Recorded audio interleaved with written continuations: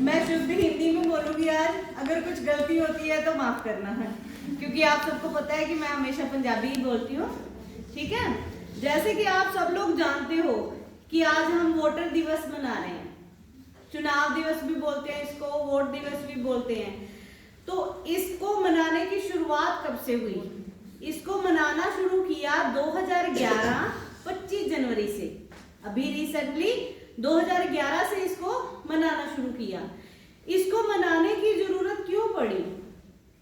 क्योंकि जो हमारी सरकार थी वो हमें लोगों को मतदान के लिए, वोट के लिए जागरूक करना चाहती थी कि हमारा ये अधिकार है, हमें इसे कैसे प्रयोग करना चाहिए और किस दिवस के लिए इसकी शुरुआत की गई, क्यों मनाया जाता है।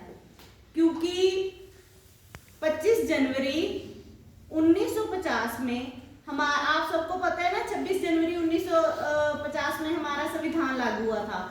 तो उससे एक दिन पहले लोकतंत्र राज्य की जैसे स्थापना की गई, लोकतंत्र की स्थापना की गई, तो उस लोकतंत्र स्थापना दिवस के रूप में हमें ये वोटर दिवस मनाने को मिला। मतलब कि उसके ऊपर हम ये दिवस 2011 से मनाना शुरू कर रहे हैं।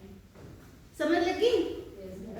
तो बच्चों, ये जो दिवस मनाया जाता है, आप सोचते होंगे कि इसको मनाने का उद्देश्य क्या है। इसका उद्देश्य क्या है कि ज्यादा से ज्यादा लोगों को वोट करने के लिए प्रेरणा की जाए और नए वोटरों को एनरोल किया जाए, मतलब कि नए लोग इसमें वोटर सूची में जोड़े जाएं। ऐसा नहीं है कि लोगों को सिर्फ यही लगना चाहिए कि ये वोटर कार्ड है ये सिर्फ एक वोटर आईडी है, हम इसे कहीं भी अपने आईडी प्रूफ के लिए यूज कर सकते हैं। नहीं, आईडी प्रूफ के लिए तो हम उसको यूज कर सकते हैं, लेकिन इसका अधिकार हमें जो दिया गया सरकार ने वोटर का, वो है कि हमें हर मतदान में हिस्सा लेना है। जब भी मतदान हो हमें हर मतदान में हिस्सा लेना है और हमें इसमें वोट करने जाना है। जैसा कि प्रिंसिपल मैडम आपको बता के गए हैं कि बिल्कुल निष्पक्ष होकर अपनी मर्जी से, अपने दिमाग की सोच से हमने अपने किसी भावी जो नेता है उसको चुनना है। ऐसा नहीं है कि घर वालों ने बोला जी इनको वोट करनी है तो आप उनको करने जाओगे, बल्कि आपके पास ये हक है, आप इतने समझदार हो कि आप उनको समझा सकते हैं कि जी हमारा ये जो नेता है, पिछले दिनों जो पिछली इनकी सरकार थी उन्होंने ऐसा कुछ अच्छा काम नहीं किया कि हम उनको आगे मौका दें। ठीक है, आप उनको समझा सकते हो, इतनी समझ आप सब बच्चों में है। कई बार होता है कि हमारे पेरेंट्स जो होते हैं, हमारे घर वाले जो होते हैं, वो क्या करते हैं कि जी उनकी ये हमारी पार्टी का बंदा है, अगर ये बनेगा तो हम मजबूत बनेंगे। आप लोगों को पता ही है कि जो नेता लोग होते हैं वो ऐसा है कि जब तक वोट होने वाली है तब तो हाथ जोड़ के आएंगे, जी वोट दो, हमें दीजिए हमें दीजिए। जब वो बन जाएंगे तो फिर आप जाएंगे उनके दरवाजे के आगे और आपको टाइम उनसे मांगना पड़ेगा, जी नेताजी से कब मिल पाएंगे, नेताजी से कब मिल पाएंगे, हमें अपना ये काम करवाना है, हमें अपना वो काम करवाना है। ठीक है ना? तो आपके पास ये शक्ति है वोट के रूप में, यह एकमात्र शक्ति है कि आप वो इस बात के लिए अंदर से डर भी होता है, उनको खौफ भी होता है कि अगर हम जनता की सेवा नहीं करेंगे, हम अपने जो अधिकार है उनका दुरुपयोग करेंगे, जनता की सेवा नहीं करेंगे, तो आने वाले जो चुनाव होंगे, जनता हमें वोट ना देकर हमारी कुर्सी से उतार सकती है। ये आपके पास बहुत बड़ा एक हथियार है जिसे आप अच्छे से अपने दिमाग से यूज कर सकते हो। बच्चों, देश की आजादी के बाद भारत ही पूरी दुनिया में पहला ऐसा देश बना था जहां बिना किसी भेदभाव के हमें बिना किसी लिंग, भाषा या अपना रंग या किसी जाति के भेदभाव से हर एक नागरिक को वोट करने का अधिकार मिला था।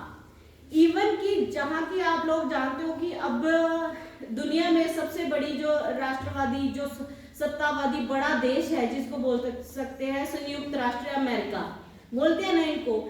संयुक्त राष्ट्र अमेरिका में लोकतंत्र सरकार की स्थापना हुई थी 1787 में। हमारी तो हुई 1950 में, उनकी 1787 में लोकतंत्र सरकार की स्थापना हो चुकी थी।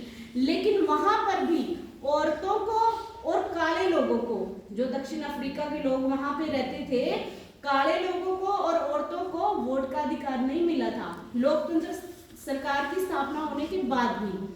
तो फिर काफी लंबी लड़ाई लड़ने के बाद टोटल 1870 में 83 साल के बाद वहां की सरकार ने वहां की औरतों और काले लोगों को वोट करने का अधिकार दिया था। 83 साल बाद हम बड़े भाग्यशाली हैं, हमारे जो राष्ट्रवादी नेता थे, हमारे जो जिन्होंने स्वतंत्रता सेनानी थे, जिन्होंने आजादी के लिए बड़ी लड़ाइयां लड़ी, तो जैसे ही हमारा देश आजाद हुआ तो उन्होंने क्या सोचा कि लोकतंत्र की स्थापना के लिए, अपने राष्ट्र को मजबूत बनाने के लिए उन्होंने ऐसा कोई भेदभाव नहीं किया कि जी ये लोग वोट दे पाएंगे, ये लोग वोट नहीं दे पाएंगे।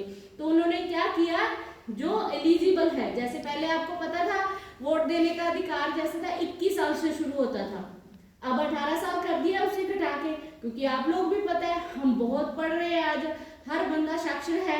कोई ऐसे आपकी गांव में आज आपको कोई ऐसा बच्चा नहीं मिलेगा जो स्कूल ना जाता हो। हमारी जनरेशन से थोड़ा पीछे जाएंगे, मम्मी पापा वाली जनरेशन में तो काफी लोग आप लोगों को अनपढ़ मिलेंगे, लेकिन जैसे ही हमारी जनरेशन आगे जा रही है तो आप देखो कि आपको कोई भी अनपढ़ नहीं मिलेगा। हाँ, कोई 100 में से 1-2 ऐसा हो सकता है कि घर वाले तो जोर लगाते हैं जी पढ़ाने को, बच्चा नहीं पढ़ रहा तो वो उसकी गलती है। ऐसा कोई माँ बाप नहीं है कि बच्चों को स्कूल ना भेजे। तो इसीलिए उन्होंने सोच जैसे विकसित हो रही है तो सरकार ने क्या किया, अब उम्र घटा के कितनी कर दी है, 18 साल। आप सब लोग लगभग 18 साल के हो चुके होंगे और जिनकी वोट है, हम आपको कहते हैं कि आप लोग अपनी वोट का सदुपयोग करें और किसी अच्छे उम्मीदवार को अपनी वोट दें, अपने घर वालों को भी प्रेरित करें मतदान करने के लिए। नहीं तो कभी ऐसे होता है कि हम नहीं करने जाएंगे कि वोट के दे रही है जी, कोई काम नहीं आते हमारे, तो बस वोट मांगने आ जाते हैं, जब हमारा काम होता है ये हमारा नहीं हुआ, वो हमारा काम नहीं हुआ, है ना, ऐसे बोलते हैं। लेकिन नहीं, फिर भी बेटा हमें वोट देना है। आप लोगों को अपने घर वालों को भी प्रेरणा करनी है कि देना ही देना है, अच्छे उम्मीदवार को वोट दीजिए और घर वालों को भी समझाइए और अपने आसपास के लोगों को भी समझाइए। ये आपका कर्तव्य बनता है, ठीक है, ये आप लोगों का भी कर्तव्य बनता है। ऐसा नहीं है कि जो सीख आप लोग यहाँ से लेते हैं उसको यहीं छोड़ के चले जाए, आप उसको अपने साथ में लेके जाते हो, घर पे अपने छोटे भाई बहनों को समझा सकते हो। किसी भी बात में आज आपके पास आप इतने कैपेबल हो कि आप किसी भी चर्चा में, किसी भी डिबेट में हिस्सा ले सकते हो।